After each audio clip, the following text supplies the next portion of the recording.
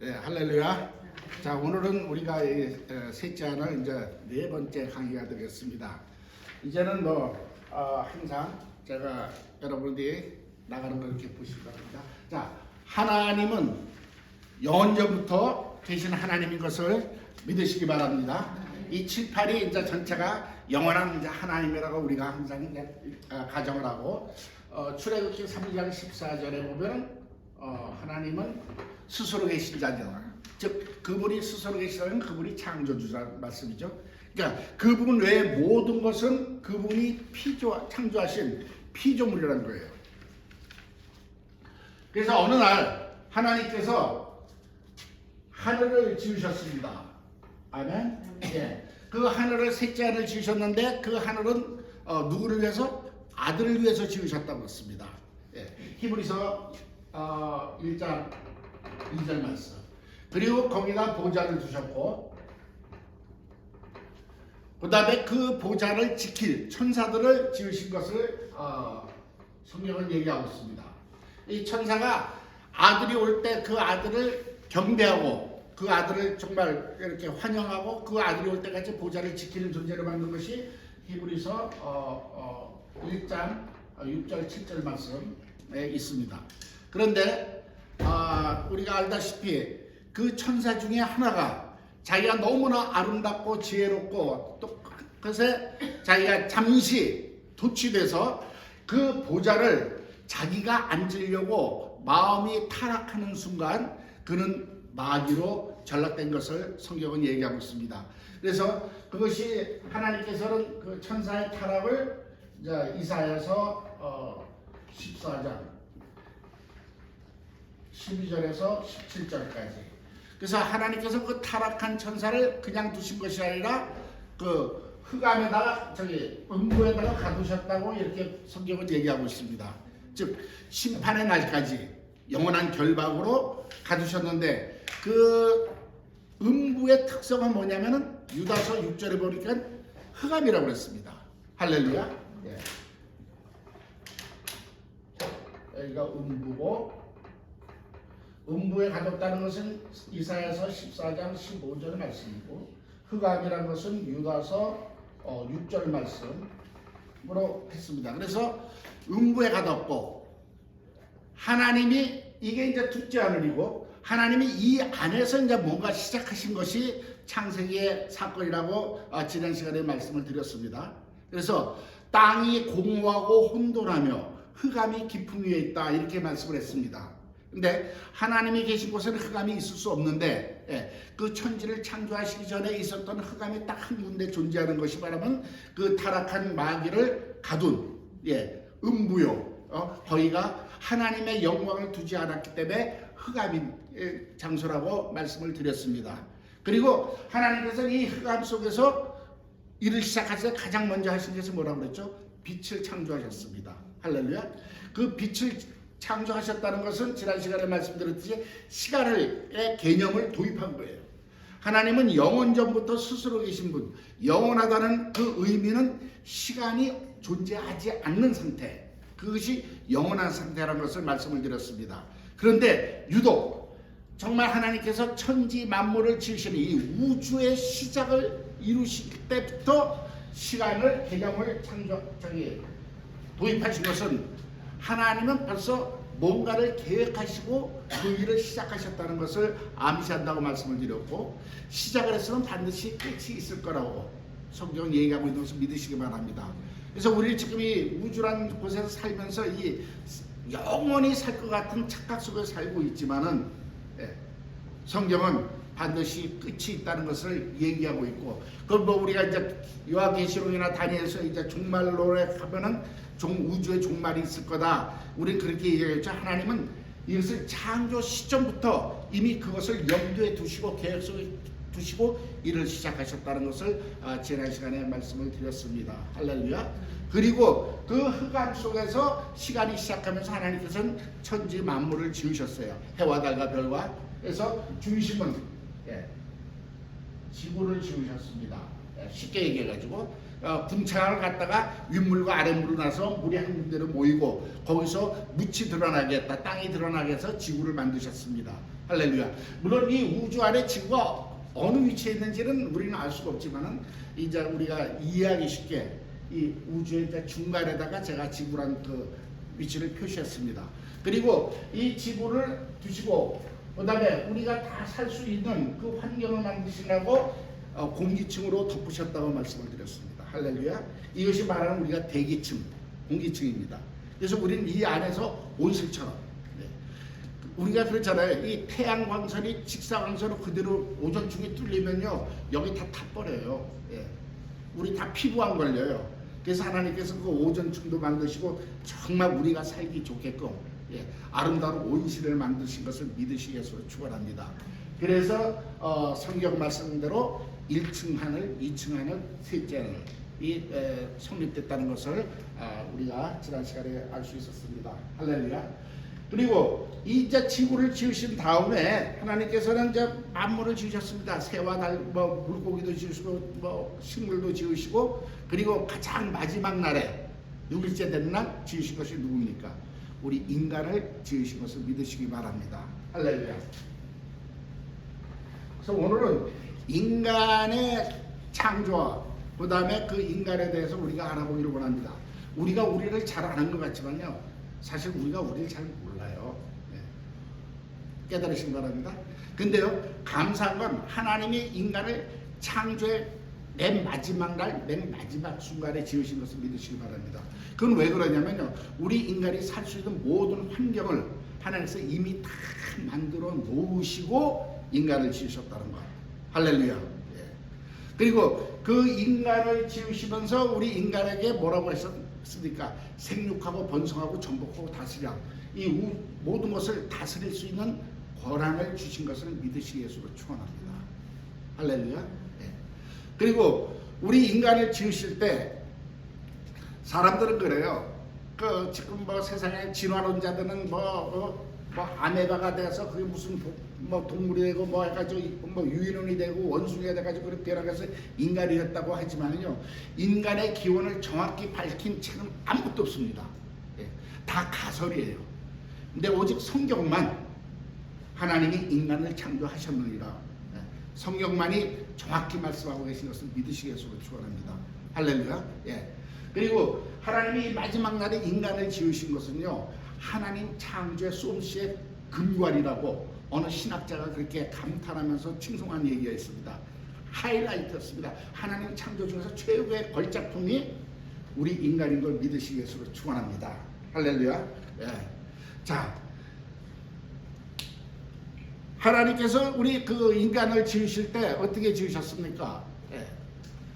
흙으로 빚어가지고 지으셨는데 창세기 1장 26절에 보면 뭐라고 했습니까? 하나님의 형상을 따라 우리의 모양대로 지을자 이렇게 말씀했습니다. 그래서 우리는 그 하나님의 형상을 따라 지음받았는데 사실 이게 하나님의 형상이 무엇인가는 지금 사실은 신학적이나 성경적으로 정확하게 지금 얘기들을 못하고 있어요. 왜냐하면 하나님이 영이시잖아요. 영은 형상이 없습니다. 그렇기 때문에 하나님의 형상을 지었다고 하니까는 사람들이 좀 헷갈리기 시작하는 거예요. 아니 아무것도 보이지 않는 형상이 없고 그야말로 물질도 그렇고 비물질 무형상이신 존재가 무슨 형상이 있겠는가. 그래가지고 신학적으로는 어떻게 결론을 내냐면 하나님의 속성 사랑과 지식 지혜와 뭐 등등등등 그리고 이렇게 하나님의 성품을 나타내는 것으로 그 형상이라고 하고 있는데 사실 여기 뭐 하나님의 성품 닮은 사람 없는 것 같아.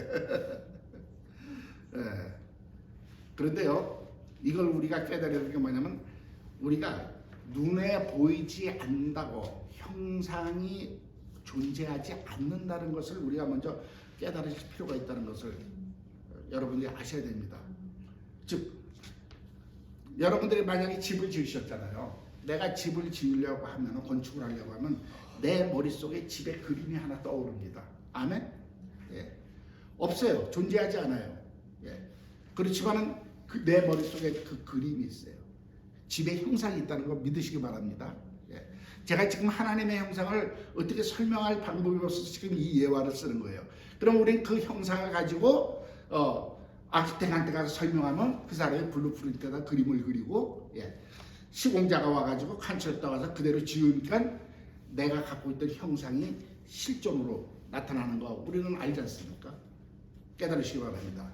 그래서 우리는 하나님이 영이시기 때문에 형상이기 때문에 그 형상 자체를 우리가 생각을 안 하고 그저 그냥 하나님의 성품이다, 속성이다, 사랑과 뭐 어떠한 창조성과 지혜와 등등 이렇게 얘기하고 있는데 우리는 조금 더 거기서 한 단계 깊이 들어가기 예수로 축원합니다. 네. 자, 그러면 성경적으로 사실은 그 하나님의 형상이 무엇을 나타내는지 우리 성경에서 답을 찾아야 되잖아요. 항상 답은 성경은 성경으로 풀어야 된다고 깨달으시기 바랍니다. 자, 하나님의 형상이 나와 있는 것이 뭐냐면요, 골로새서 1장 15절을 한번 찾아보시기 바랍니다. 우리가 이제 성경을 볼 때 조금 필요하면 제가 찾아보도록 하겠습니다. 골로새서 1장 15절.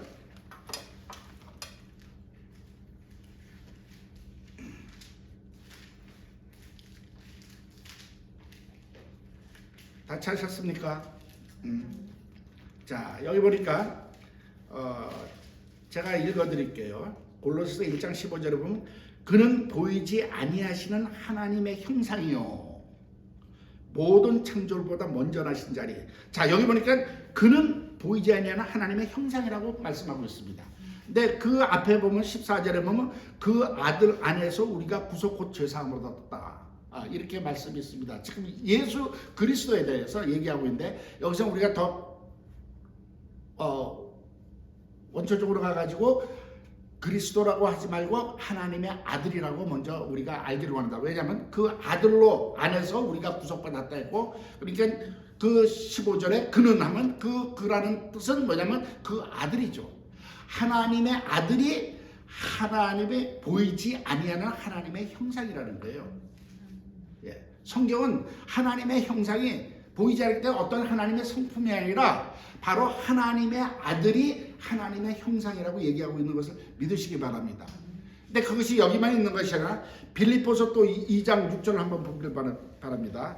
그 앞에 있는 빌립보서 2장 6절 보면요,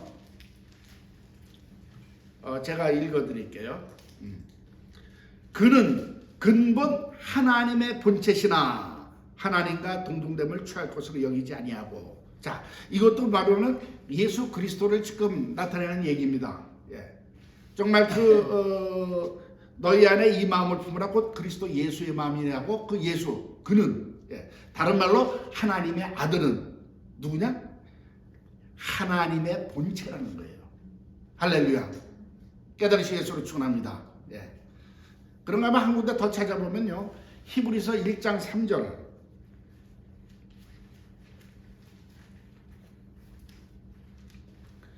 히브리서 1장 3절에 보면요, 이것도 지금 하나님의 아들에 대해서 말씀하고 계신데 여기 뭐라고 기록되어 있냐면 이는 하나님의 영광의 광채시요 그 본체의 형상이라. 할렐루야.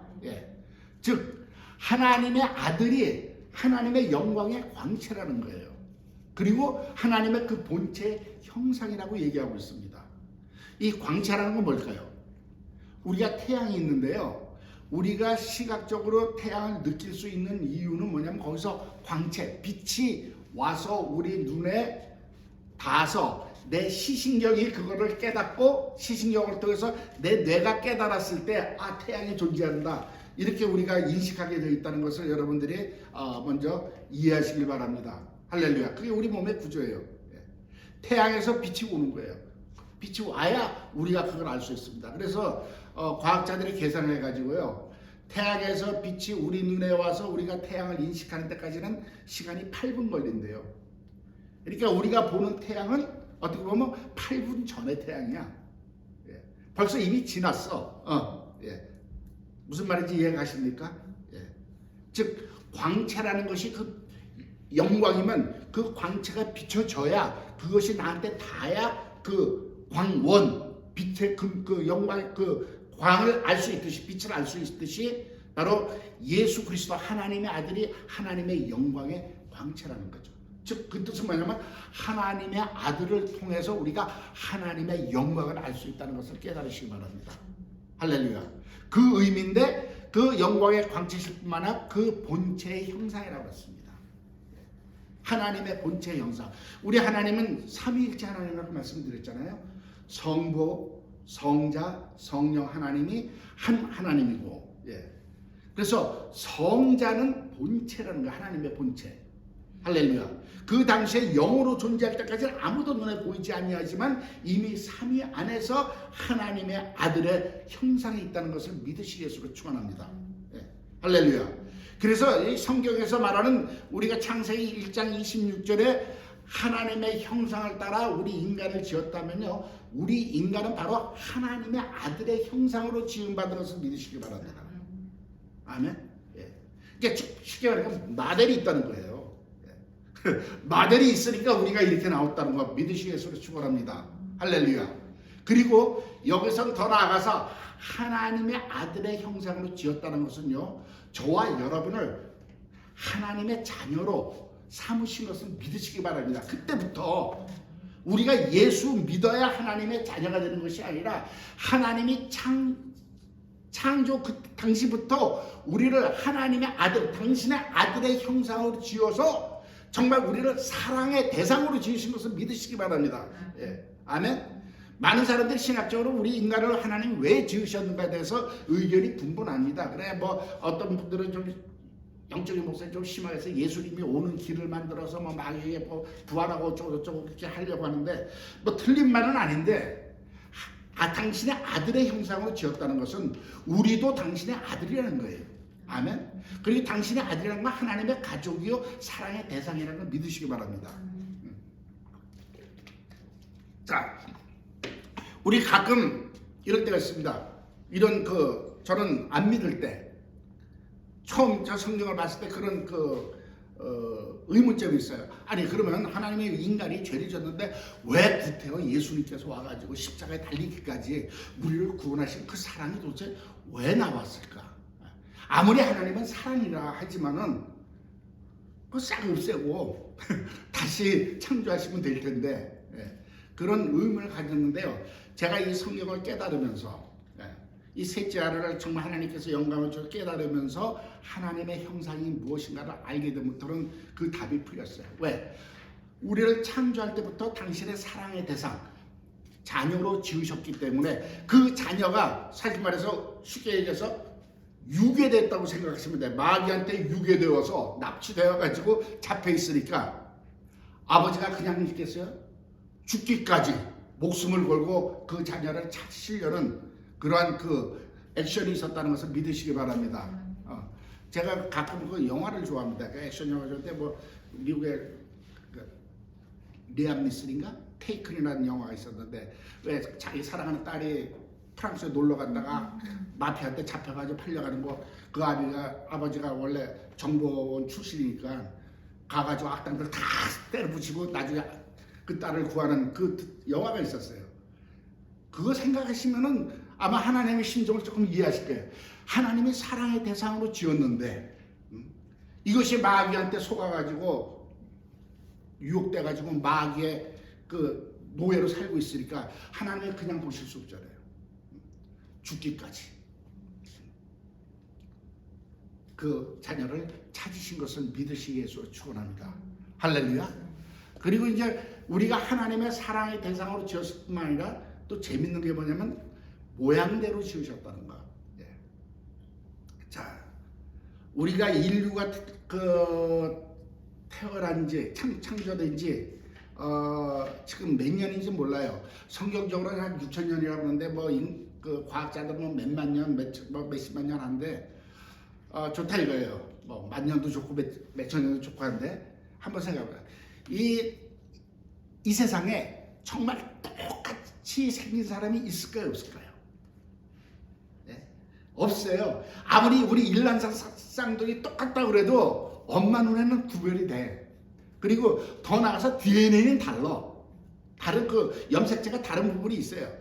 똑같은 사람 한 사람도 없습니다. 네. 역사 이래로, 인류 역사 이래로. 아멘. 예. 자, 여러분, 이것이 여러분이 믿어진다면요, 저와 여러분 자신은 이 세상에서 가장 유일한 존재라는 것을 믿습니까? 할렐루야. 이 세상에 나 유일한 존재예요. 여러분, 세상에 하나뿐이 없다는 것은요, 얼마나 귀하다는 거 여러분 아시겠습니까? 예. 세상에 하나뿐이 없는 그 물건이 있으면요, 이건 세계에서 가장 비싼 보물이에요. 할렐루야. 그런데 성경은 저와 여러분이 이 세상의 유일한 존재라는 것을 얘기하고 있습니다. 내가 그래요, 나이 먹고 못생기고 뭐 이렇게 힘없고 이렇게 해도요, 나는 나예요. 나하고 똑같은 존재가 아무도 없어요. 유일한 존재예요. 하나님 눈에 보시기에 더더구나 유일한 존재라니까 하나님 눈에 보시면 얼마나 귀한 거 믿습니까? 할렐루야. 우리 그리스도인들이요, 제가 항상 얘기했잖아요, 자존감을 가져야 됩니다. 내가 얼마나 귀한 존재라는 걸 아셔야 돼. 우린 그 자존감을 깨닫지 못하니까 남을 보고 부러워해요. 남 보고 부러워할 필요 없습니다. 하나님 보시기엔 여러분 한 분 한 분이 이 세상에 가장 귀한 유일한 존재예요. 하나님의 사랑의 대상으로 지어진 존재라는 것 깨달으시기를 축원합니다. 아멘. 예. 내가 얼마나 귀하다는 것을 알면요, 우리는 내 자신을 쉽게 얘기해 가지고요, 불안전한 환경 속에다 절대 집어넣을 수가 없어요. 여러분 집에 귀한 물건이 있으면요, 그거 아무렇게나 발에 툭툭 걸리게끔 굴러다니게끔 합니까? 쓰레기통에 쳐박습니까? 아니잖아요. 귀한 것은 여러분들이 귀하게 보관하고 있다는 것. 예. 자랑할 때도, 야, 이건 우리 집에 있는 최고의 보물인데 구경만 해. 예? 손대지 마. 예. 그 정도로 귀하게 여길 줄 알잖아요. 그런데 내가 지금 이 세상에 있는 내가 하나님 보시기에 하나님의 사랑의 자녀의 대상이요, 유일한 존재, 그렇게 귀한 존재인데 내가 나를 그 불안전한 환경 속에 나를 죄 속에 집어넣을 수 있지 않습니까? 나태하게 게으르게 살 수 있겠습니까? 그럴 수 없는 거예요. 내가 살다 보면 그렇게 우리가 어려움이 많아요. 예, 부딪히는 일도 많고 포기하겠습니까? 내 인생을? 저와 여러분이 이 땅에 태어난 것, 지난 시간에도 말씀드렸지만 하나님의 그 우주의 역사 속에서, 예, 하나님의 계획하시고 저와 여러분을 이 땅에 보내셨어요. 하나님의 그 모종의 크신 일을 이루는데 한 파트로 저와 여러분이 존재한다는 걸 믿으시기 바랍니다. 할렐루야. 예. 그러한 귀한 그 정말 하나님의 존재라면은 우리는 결코 내 삶을 포기할 수 없다는 것을 깨달으시기를 축원합니다. 그걸 모르기 때문에요, 우린 좌절하고 포기하는 거예요. 그래요. 지금 뭐 성경적으로 뭐 신학적으로 뭐 자살하면 천국 갈 수 있느냐 없느냐, 뭐 그거 갖고 많이들 논란이 있습니다. 물론 뭐 각자의 주장에 따라서 서로가 뭐 싸우니까 아직까지 해답은 없어요. 근데 저는요, 여러분들한테 그거 합니다. 그죠? 자살하면 지옥 간다고 생각하고 믿고 사십시오. 네. 왜? 자살이라는 건 스스로 내가 나를 포기하는 거잖아요. 그럴 수 없잖아요. 너무 아깝잖아요. 네. 그리고 이건 제가 개인적인 감정이지만 제가 너무 어려웠을 때요, 네, 정말 죽고 싶었던 때가 있었습니다. 의뢰받고 나서 살 때 너무 힘드니까 2층에 와가지고 그때 저 여러분한테 예수 믿자마자 직장 때려치고 나오게 되었고 물질 하나님 다 걷어가셨고 그냥 가장 힘든 첫 번째 고난 속에서요, 2층 방에서 책상 서랍에 권총이 있었어요. 권총을 딱 듣고 하니까는 마음속에 무슨 생각이 드냐면 마귀가 하는 생각이겠죠. 너 그 머리에 대고 빵 하는 순간 너 지금 이 모든 고통은 사라질 거야. 정말 그럴듯하게 들려요. 그래서 앉아서 머리에 이렇게 권총 대봤습니다. 그래서 이걸 빵 하면 이 모든 고통이 사라져. 굉장히 달콤하게 들렸는데 이 안에서 뭔가 성령님이시겠죠. 아닌가? 너 빵 하는 순간 모든 고통이 사라지니까 너 영원한 고통 속에 들어가는 거야. 지옥에 간다는 거죠. 그래서 차마 땡기지 못하고 총을 내려놨어요. 그리고 나면서 제가 무슨 생각을 했냐면 우리 목사님이 그때 한참 우리가 은혜 받을 때 뭐냐면 꿈을 가지라고 그랬습니다. 그리고 하나님 앞에 주님 앞에 성날 주님 앞에 드릴 수 있는 그 믿음의 작품을 한번 그려보라고 그랬어요.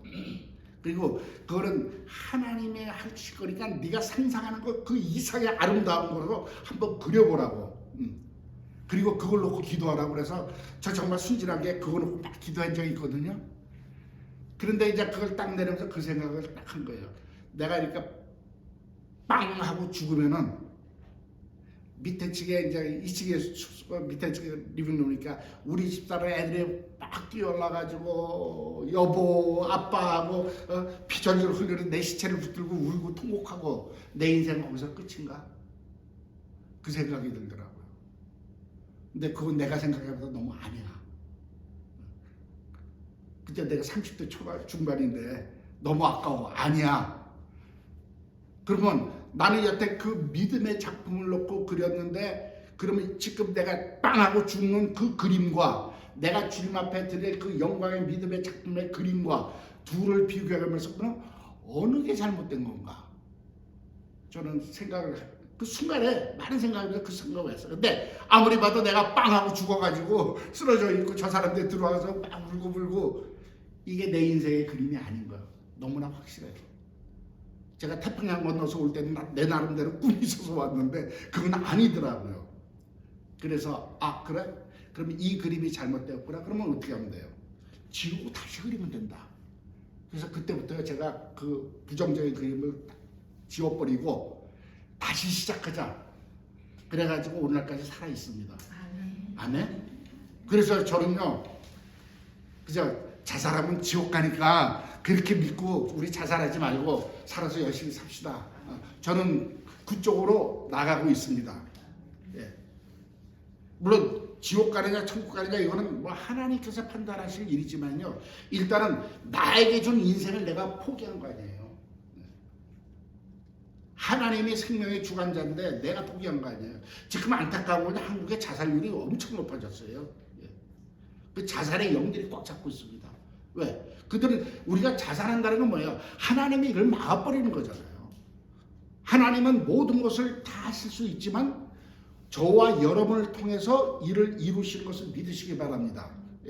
그것이 하나님의 경륜이요 하나님의 섭리라는 단어를 씁니다. 이 하나님의 경륜이라는 것은 그 경륜의 의미는 그 마차바퀴인데 하나님의 그 역사의 수레바퀴라고 그러죠. 이렇게 시간에 돌아가는 경륜인데 이 섭리라는 단어는요 우리 한국에서만 쓰는 단어예요. 중국 사람들도 그 섭리라고 한자 써줘도 이해를 못해. 영어로도 뭔가 이해를 못해. 직역할 말이 없습니다. 그냥 영어는 플랜이라고 그랬어요. 이 섭리라는 건 뭐냐면 하나님의 그 계획이 나라는 피조물에게 임한 거예요. 쉽게. 그래서 나를 통해서 그것을 이룰 때 내 입장에서 보면 그 하나님의 계획이 섭리로 나에게 임했다. 이렇게 우리는 이해하시면 됩니다. 할렐루야. 그래서 하나님이 나를 통해서 이루는데 하나님의 경륜은 막을 존재가 없습니다. 아멘? 예. 그런데 그 섭리는 막을 수가 있어요. 왜? 내가 거부하면은 하나님은 촛대를 다른 데 옮기신다는 걸 깨달으시기 바랍니다. 또는 내가 자살을 해버리고 포기해버리면은 하나님의 섭리는 나한테 임하지 않고 다른 데로 가야 되잖아요. 사실은 그 마귀가 그 자살의 영들이 그렇게 역사해가지고 사람을 그냥 스스로 목숨을 끊게 하면은 그 사람을 통해서는 하나님의 일을 이룰 수 없잖아요. 그거 크리스찬이든 불신자든 하나님은 불신자들도 하나님의 그 경륜 안에서 인도하고 계시다는 걸 깨달으시기 위해서 축원합니다. 그래서 저는요 어디 가든지 주장하는 것은 자살하지 마세요. 자살하면 지옥 갑니다. 저는 이렇게 주장하는 편입니다. 뭐 그거 따지는 사람으로서 그럼 당신 자살해봐. 천국 가나 지옥 가나. 저는 분명히 그때 내 양심 속에서 들려오는 음성을 들었어요. 빵 하는 순간 고통이 사라지니까는 넌 다시 영원한 고통 속에 들어갈 거라고. 그래서 제가 정신 번쩍 차렸거든요. 할렐루야. 그렇기 때문에 내가 얼마나 귀하고 하나님의 그 정말 유일한 존재로 하나님께서 이렇게 우리를 택하셨다면은 내가 스스로 삶을 포기할 이유가 없다는 거 믿으시기를 축원합니다. 더욱더 정말 이제는 하나님의 자녀가 되는 권세를 주셨다. 그리스도 예수 안에서 우리 거듭난 사람들은 그것은 뭐냐면 우리의 그 직분과 그 능력을 다시 회복시켰다는 것을 믿으시기 바랍니다. 사실은 우리가 땅에서 생육하고 번성하고 정복하고 다스리라는 그 놀라운 직책을 주셨음에도 불구하고 인간이 하나님의 말씀을 불순종하고 마귀한테 잡혀감으로, 쉽게 얘기해서 잡혀감으로 마귀한테 그 권세가 다 뺏겼었습니다. 그러나 이젠 그리스도께서 죽으시고 부활하심으로써 마귀의 권세가 깨어졌기 때문에 이제 그것이 다시 저와 여러분에게 우리에게 회복된 걸 믿으시기 바랍니다. 근데 단지 마귀는 불법자이기 때문에 스테이를 아직도 안 주려고 그래. 분명히 법원에서는 빚 갚으라고 그랬는데 빚 안 주겠다고. 그럼 어떻게 돼요? 우리 클레임 걸고 계속 싸워야죠. 이것이 영적 싸움이에요. 우리가 뭐 기도 많이 해가지고 힘으로 하는 것이 아니라 우리는 우리의 법적인 권리를 마귀한테 당당하게 클레임 걸어서 그것을 찾아오는 것이 저와 여러분이 될 줄로 믿으시기에 축원합니다. 아멘. 예, 할렐루야. 예. 그래서 우리는 더 이상 부족한 존재가 아닙니다. 남이 판단하는 거 아니에요. 남이 저와 여러분을 향해 가지고 뭐 네가 배운 게 뭐 있나, 네가 뭐 가진 게 뭐 있나, 너 지금 나이 다 먹어가지고 뭐 하냐. 예, 그들이 우리를 판단하는 거 아닙니다. 예. 소위 말해서 우리의 연방 대법관 예수 그리스도인 거 믿으시기 바랍니다. Chief of 영어로 하면 스프링 코트, 그분이 대법원장이에요. 우린 주님이 인정하는 사람이라는 걸 깨달으시기 바랍니다. 그러니까 남이 말에 흔들리지 마시기를 예수로 축원합니다. 아멘. 가장 귀한 존재. 그래서 성경에서는요, 너희들을 눈동자같이 하나님께서 아끼신다고 했어요. 애플로바, 정말 가장 소중하게 생각하는 거예요. 믿으신다면요, 우리의 자존감이 달라질 줄로 믿습니다. 할렐루야. 그래서 이 안에 이렇게 지으셨는데 창세기 2장 7절 보니까 어떻게 해서 흙으로 빚으시고 그 코에 생기를 불어넣으시니 생명이 된지라 했습니다.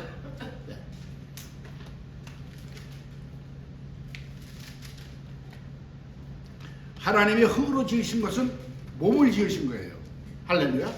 그리고 그 코에다 생기를 집어넣었다는데 그 생기라는 것은 다른 말로 하면 하나님의 호흡이요, 하나님의 생명입니다. 그리고 다른 말로 똑같은 뜻은 하나님의 영이라는 뜻과 똑같습니다. 단어가 그 세 가지 의미를 다 갖고 있습니다. 푸뉴마, 우리 폐에서 뉴먼, 그게 거기서 나온 단어예요. 그래서 그 생기가 우리 안에 들어오면 우리가 생명이 되었다 그랬습니다. 생명이란 것은 영어로 말하는 living soul, 살아있는 존재래, 이렇게 되어 있습니다. 근데 이거는 중국 성경을 보면 중국 성경은 더 이렇게 해석이 더 잘 되어 있더라고요. 요린드 후어런, 즉 영을 가진 살아있는 사람, 이렇게 표시했습니다. 즉 이것은 뭐냐면 영을 가진 인격체라는 거예요. 살아있다는 것은 저와 여러분이 인격을 갖고 있다는 것을 믿으시기 바랍니다. 이 의자는 인격이 없어요. 살아있지 않아요. 지정의가 없습니다. 우리는 살아있습니다. 내가 지적인 능력과 감정을 갖고 있고 그 다음에 의지가 있는 인격체라는 것을 믿으시기 바랍니다. 천사도 분명히 인격체라고 말씀을 드렸죠. 왜냐하면 하나님 자신이 살아계신 하나님 인격체이시기 때문에 생명을 주셨을 때는 그 생명을 받은 자가 다 인격적인 존재가 된다는 것을 믿으시기를 축원합니다. 할렐루야. 그런데 이 인격체를 통해서 하나님의 영광이 나타나는 걸 믿으시기 바랍니다. 그러니까 이게 참 설명하기가 까다로운데 이렇게 한번 보시면 됩니다. 전기가 있죠. 일렉트릭, 전기, 눈에 보이지 않습니다. 그런데요, 그 전기가 지금 전선을 통해서 빛이 나. 아멘? 예. 전선은 뭐예요? 육체, 물질입니다. 빛이 나는 것은 뭐냐면 바로 저와 여러분의 인격인 것 깨달으시기 바랍니다. 그래서 우리의 인격을 통해서 하나님의 영적인 것이, 영의 존재가 나타나는 것을 믿으시기 위해서 축원합니다. 네, 그렇게 이해하신다면요, 하나님이 우리를 그 생명으로 만들었다는, 영을 가진 인격적인 존재로 세웠다는 것을 여러분이 좀 이해하는데 도움이 될 줄로 믿습니다. 할렐루야. 자, 그런데 이 육체는 바로 뭐냐면 그 영과 혼, 영혼을 담은 그릇이에요. 그래서 이 육체가 깨어지면은 그것이 흘러나 버린 거, 그것이 소위 말해서 우린 죽음이라는 거죠. 내 몸에서 영혼이 떠나가면은 우린 죽었다. 그렇게 표시하고 있습니다. 자, 그런데 여기서 이제 우리가 하나 좀 바로 잡아야 될 것, 우리가 이제 정립을 해야 될 것이 뭐냐면요, 이제 신학적으로 인간의 이제 그 2분설과 3분설이 있습니다. 즉 2분설이라고 하면 인간은 구성이 어떻게 되어 있냐? 영혼과 육체로 되어 있다. 이게 2분설이에요. 그 다음에 3분설, 세 가지로 되어 있다고 하는 것이 영과 혼과 육체로 되어 있다.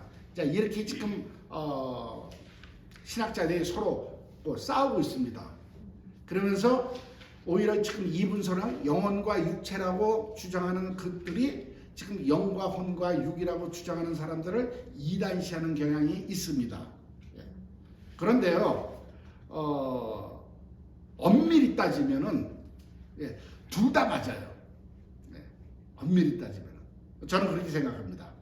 왜냐하면 데살로니가전서 5장 24절에 보면 예수님께서 뭐라고 말씀하시냐면 사도 바울이 예수가 올 때까지 너의 몸과 영과 혼이 온전히 보존되기를 원하노라 그랬습니다. 분명히 성경은 영과 혼과 몸이라고 되어 있습니다.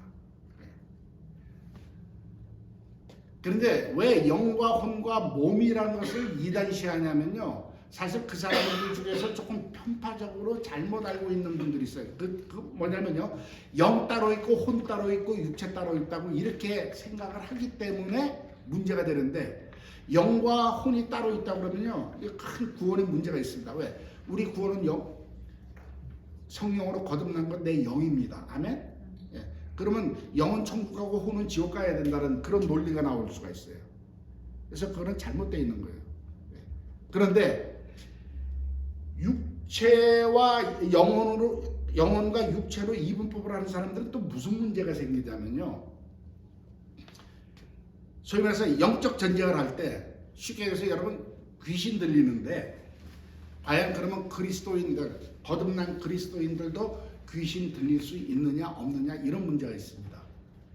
여러분들은 어떻게 생각하세요?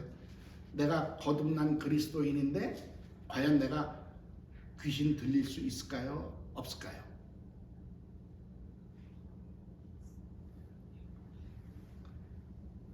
모르겠어요? 不知道. 이제 그분들은 왜 그러냐면은 어떻게 주장하냐면, 영혼 속에 하나님의 영이 들어오는데, 성령이 오셨는데 어떻게 귀신이 들어오느냐? 못 들어온다. 그런데 실질적으로 보면요, 그리스도인들 중에서 귀신 들린 사람 많아요.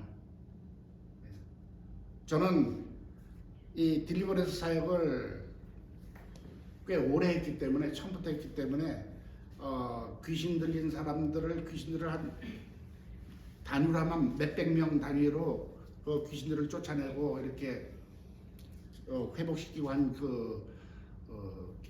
경험이 있습니다. 그리고 오히려 불신자들은 귀신 쫓아낼 필요도 없고 쫓아내도 안 나가요. 왜? 어차피 마귀 자식인데. 그리고 귀신을 쫓아내는 것은 그리스도인들이 많이 있어요.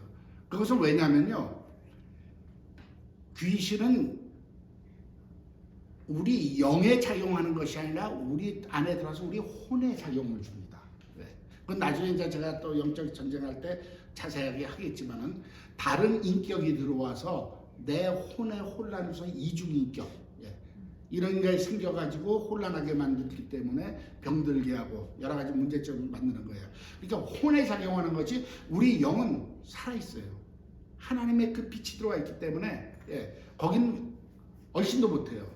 그렇지만 우리 혼에 작용한다는 것을 깨달으시기 바랍니다. 그리고 3분설을 그렇게 2분설로 육체와 영혼으로 이렇게 구별하면은 그런 문제가 해결이 안 돼요. 그래서 신학적으로는 그 사람들이 막 주장하지만 실질적인 사역에서 보면은 그리스도인들이 눌려있고 귀신 들려있고 너무나 많이 있습니다. 그 사람들 어떻게 눈으로 보면서도 그걸 부인하는 거예요. 근데 영과 혼과 육, 영혼은요 분리될 수 없습니다. 이건 하나예요. 영을 가진 인격체이기 때문에. 그렇지만 영의 기능과 혼의 기능이 다 다르다는 것을 믿으시기 바랍니다. 그래서 기능상 영의 기능, 혼의 기능, 육체의 기능을 알아야 우리가 바로 영적인 그 전쟁에서 우리가 정말 승리할 수 있다는 것을 깨달으시기 바랍니다. 그리고 어떻게 우리가 정말 그 눌린 자를 자유롭게 하고 정말 아픈 자를 치료할 수 있는 그런 근거가 바로 이 성경의 말씀 속에서 나온다는 것을 믿으시기 위해서 축원합니다. 근데 제가 아까 말씀드렸잖아요. 둘 다 맞다. 이건 또 무슨 소리냐면요.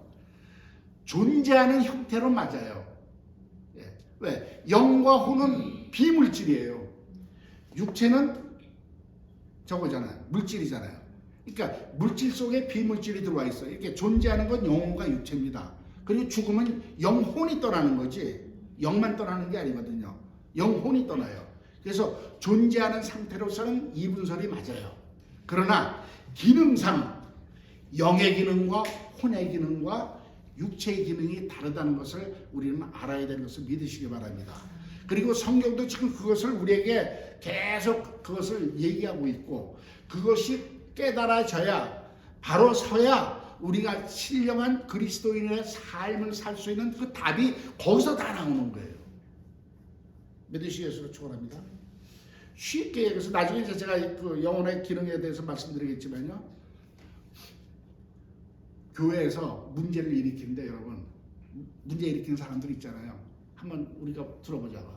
초신자가 와서 문제를 일으킵니까? 아니면 영적이라는 그 그리스도인들 소위 말해서 영적이요 뭐 교회 오래 다니고 뭐 신령하다는 사람들이 문제를 일으키던가요? 헬로.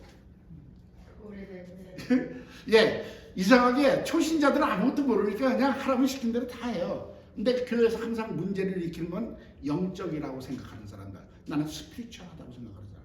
그래서 제가 처음에는요 은혜 받고 제가 이제 사역을 시작하면서 그런 문제에 부딪혔을 때 전 굉장히 혼란스럽습니다. 왜 그럴까? 분명히 성령 받고 거듭나고 성령 받고 충만하면은 오히려 교회에 덕이 돼야 되고 하나님의 영광을 나타내야 되는데 왜 저런 일들이 일어날까? 그래서 제가 그때부터 사실 이 영과 혼과 육에 대해서 굉장히 관심을 갖고 말씀 보고 기도하고 여러 가지 책들 보고 또 훌륭한 목사님들한테서 또 가르침을 얻고 했는데 그것이 왜 그러냐면요. 그들이 실제로 스피리추얼한 게 아니야. 이모셔널한 거예요. 물론 성령은 거듭났어요. 거듭났지만 이 혼이 성숙하지가 못해. 그러니까 감성적인 그리스도인이 된 거예요. 그러니까 교회에서 뭔가 뭐 부흥회하면 나가서 할렐루야 아멘하고 눈물을 흘리고 은혜 받는데 바깥에 나가가지고는 나여 그러고 살고 어느 교회라고는 얘기 못하겠는데 제가 판도로 있을 때 그 주일이 그러더라고요. 자기가 어느 교회 갔더니 자기 교회 저기 가게 오는 손님 중에 진상손님들 거기다 모였더래. 거기서 뭔가 무슨 직책 맡아가지고 다 계시더라고 하면서 뭐 어느 교회를 지칭하는데 듣고 저는 무슨 말인지 이해가 가요. 왜냐면 영으로 거듭났어요. 하나님을 알아요. 성령체로서 방언해요. 그런데 혼적으로 성숙하지가 못한 거예요. 그래서요 저와 여러분이 성령으로 거듭나고 우리가 정말 하나님의 사람이 된다면요 그 다음에 내가 혼적으로 성숙하거든. 그리스도인이 되어야 될 줄로 믿습니다. 지금 성경은 그걸 얘기하고 있는 거예요. 장성한 그리스도인의 분량으로 자라라. 제가 아까 우리 군사랩하고 와가지고 얘기했는데 제가 요새 그 텃밭 하려고 땅 하잖아요. 저는 딱 하면서 뭘 배우냐면요. 왜 이렇게 잡초 뿌리가 깊고 왜 파도 나와? 꼭 내 심정 같아. 내 속에 있는 죄성 같아요. 파내도 계속 나오고 엉켜 있고. 근데 이것을 파서 버려야 씨를 심었을 때 풍성한 열매가 맺죠.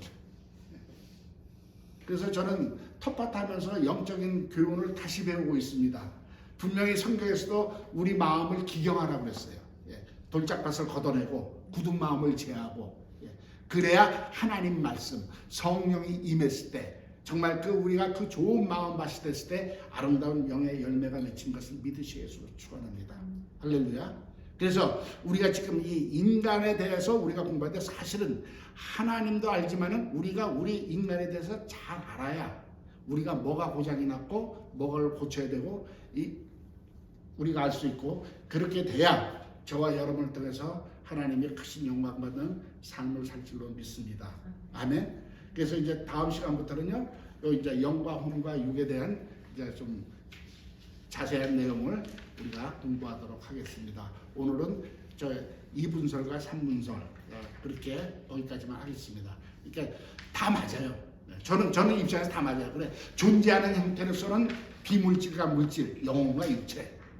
그렇지만 기능은 영의 기능이 따로 있고 혼의 기능이 따로 있고 육의 기능이 따로 있어서 이것을 알아야 분별이 되고, 저와 여러분이 온전한 정말 그리스도인이 될 줄로 믿습니다. 아멘. 잠시 기도하겠습니다. 주님의 사랑과 은혜